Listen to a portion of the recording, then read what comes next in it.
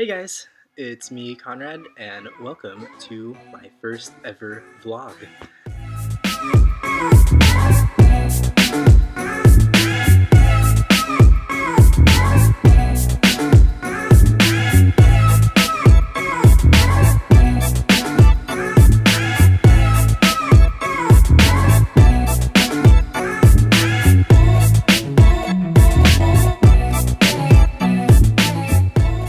So, what does it mean to be world class?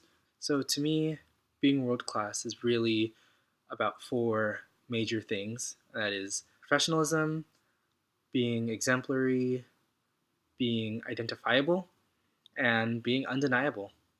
The first thing that comes to my mind when I think of world class is professionalism. I don't necessarily think, oh man, they're playing some crazy hard stuff, playing all these little noodles on their little marimbas. Oh my god. But really, I think of these groups with this sense of focus and commitment to what they're doing. Maybe there's a group right next to them that's warming up. Maybe there's people screaming in front of them. They're unfazed by what's happening and they're just committed and focused on their job at hand. Also, in how groups deal with adversity, I think that is where that sense of professionalism is really apparent.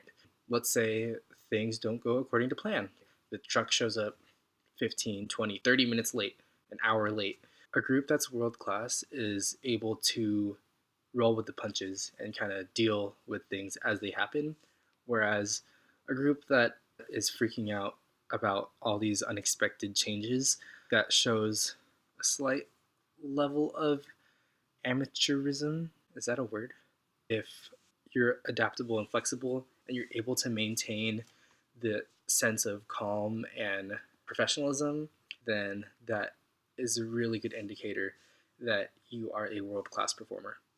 Another word I would use to describe world-class is exemplary, or in other words, being inspirational to other performers. For example, when I was in high school, all the world-class groups, I wanted to be like them. I wanted to perform like them. I was the kind of kid that would watch front ensemble videos like 1,000 times. I would watch some groups' front ensemble videos like literally 20 times in a row, and each time I would focus on a different performer. Like, I was that crazy because, yeah, I'm a nerd. You're setting an example for other people and groups to follow. I remember seeing like RCC and Pulse in the lot and just seeing how everyone would just be set and they're all just like looking down the line, waiting for their center to prep, and then they all attack together. The little subtle things like that inspired me so much because I'm like, wow, that's so cool. They're not talking, everyone's just looking in and they're all on the same page. Whereas in my high school, it's kind of like, oh, set. Another aspect of being world class is being identifiable. Groups that are identifiable have their own unique style or their own voice and their own characteristics. If you're trying to be another group, you don't have your own style, you don't have your own voice. It's about being a trendsetter and not being afraid of taking risks. Only through the attempt of paving a new path are you able to find new ways of doing things. Lastly, and most importantly, being world class is being undeniable. You hear that word thrown around a lot, but it really is true. To be undeniable means that no one doubts whether you are going to play well. If I'm questioning whether a group is going to attack together if the Met's not in, or if I'm nervous that they don't know how to handle a certain logistical event like a rainstorm or something else, those inklings of doubt are what causes me to not think that something is world class. But if I know that they're just going to kill it, if I know that they can handle a problem, and that is what you should strive to be. Ultimately, world class is a mindset, not a skill set. Well, that's arguable because I guess your mindset is a skill set in and of itself. Disregard. Ultimately, being world class is a mindset. Note how nothing of what I said is playing the most difficult book or playing the fastest music. Yeah, that is a component of being in a world class drumline. But again, I think even that kind of stems from this fundamental understanding that the members can handle that kind of music because they are putting in the effort to make it good. Another thing that I learned during my drum corps age out, ambition or passion is very different from discipline. Now, if you have the passion and ambition, that's great. That's an awesome first step. But that's just the first step. You need the discipline to achieve your goals. So next, I'm going to talk about my dark sky story. So I thought I was done playing music and performing when I graduated high school. I was going to UCLA, and I thought, music isn't really in my future. I don't plan on doing anything with music. It's not going to be in my career. It was a fun hobby throughout high school, and I already spent thousands and thousands and thousands of hours through high school, especially with band. And so, I thought, I deserve a break. I don't need to keep doing it. So throughout freshman year of college, I didn't do anything music related. It honestly really sucked. I ended up missing it a lot, especially when it came time for indoor season, and I would just watch lot videos on YouTube, as I talked about like 30,000 times. I got kind of sad because I was missing it, and I was thinking, wow, if only I had kept doing it, maybe I would have been in those videos.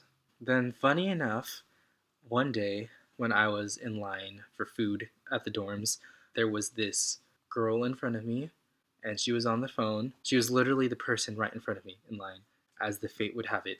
And she's just like, oh, blah, blah, blah, blah, the Colony Show. And I'm like, the Colony Show? And so she's saying on the phone, the lot situation last week sucked.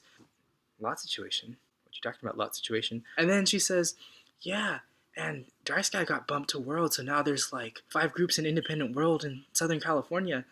So I was like, all right, you're definitely talking about Drumline.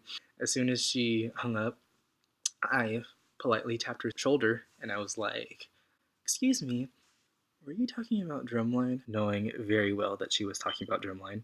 And she was like, yeah. And I was like, oh, that's cool. I was in Drumline in high school. I was in the pit. And she was like, oh, I'm in the pit. And I was like, oh, no way. Huh? Then I was like, oh, I'm Conrad. And she says, I'm Tia. So then we had lunch or dinner, whatever meal it was. I don't remember. I think it was dinner. And she was talking about her band story and how she was in OCI at the time, Orange County Independent, that is. That made me realize, wow, she's doing independent while at school. So, maybe I can. When it was my sophomore year, I was like, okay, I cannot miss out again. So I auditioned for the group that I looked up to throughout high school, which was RCC. And I got cut, but I met your girl Abby, so that was fun. So I wasn't sure, like, should I go to OCI? How? Dark Sky? I don't know. And so I reach out to Tia and ask her for some advice. I'm like, hey, are you going back to OCI? She's like, oh, actually, no, I'm gonna go to Dark Sky. And I'm like, And I show up at the audition for Dark Sky. The audition was really fun. Tia and I were just like, everyone at the audition was so cool. Like all the vets, even the new people auditioning, the staff. Whereas like the RCC audition was kind of scary and a little intimidating. The Dark Sky audition was a blast. I was having so much fun. Thankfully, I got a spot. Tia and I were outside marimbas together. I had the best season that I could have ever asked for my first season of an independent group. Dark Sky really became my family on the weekends. There were some hardships that season. That goes without saying for almost any group. But again, it's how you handle those situations that can make or break the season, and I think we handled it all right. So after that season, even though I ended up going to RCC, I still felt connected to Dark Sky. Friends were still in it. Each show was still really cool. It's been awesome seeing throughout the years how Dark Sky has grown and evolved. That's why I'm excited to be back. Dark Sky is just getting better and better, and I am so grateful and excited to be part of this organization again. So that's all for today. Make sure to like and subscribe. And again, lastly, have a great Thanksgiving. I am so thankful that I get to work with all of you. You're all amazing, talented people, and I cannot wait for this season to just keep rolling. So let's keep doing it. Follow me on Instagram and Twitter. Links in the bio. So until next time, it's me, Conrad, and remember to keep it Conradiful. Welcome to my first vlog. Man, I feel so freaking awkward right now. Oh my god. Hey guys, it's me, Conrad. Is that a good opening? Get over it, get over it, get over it, get over it.